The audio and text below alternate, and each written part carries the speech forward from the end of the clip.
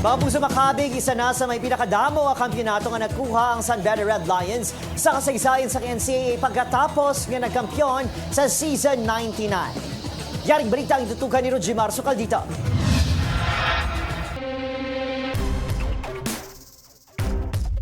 Umpisa pa lang sa Game 3 sang NCAA Season 99 Men's Basketball Championship kahapon.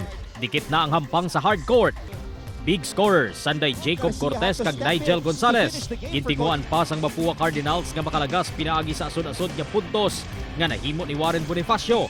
Sa second quarter, abanse gihapon ang Red Lions apang nabadbad ini sang sunod-sunod nga tira ni Peter Roselio.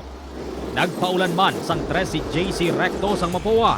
Nakalagas ang Cardinals kag natapos ang second quarter nga isa lang ang abanse sang Red Lions. Sa halftime, nakijam sa kantahan kag pagsaot Sunday Sparkle artist Anthony Rosaldo kag Thea Astley sa kanta sang NCAA Season 99 nga Hero. Magluwas sa San Beda kag Mapua community. Present man sa Araneta ang Senior Vice President sang GMA Integrated News, GMA Regional TV and Synergy nga si Oliver Victor B. Amoroso. Kaupod ang Management Committee officials sang 10-member schools sang NCAA. Sa third quarter, nag-umpisa nga makaabanse ang Mapua apang na kontra ini ni King Lion Jacob Cortez. Natapos ang third quarter, nga-abanse ang Mapua 57-53.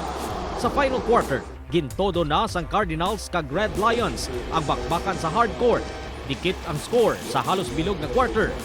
Pero ang mga crucial shots ni Cortez ang naghatag sang abanse sa San Beda. Sa ulihi, nangibabaw ang tangipusoon sang San Beda Red Lions sa final score nga 76-66. This is us, all of us. So I'm really proud of the guys for doing this. Thank you to all San Beda community. Thank you to everyone. Thank you for the trust, the support. This is all for you guys. This was 4 or 5 years in the making. We finally did it. Thank you. Ginkilala nga finals MVP si James Payusing. After 5 years, nabalik namin yung corona sa Menjola. Kasama namin si Lord since day one. Nag-prepare kami.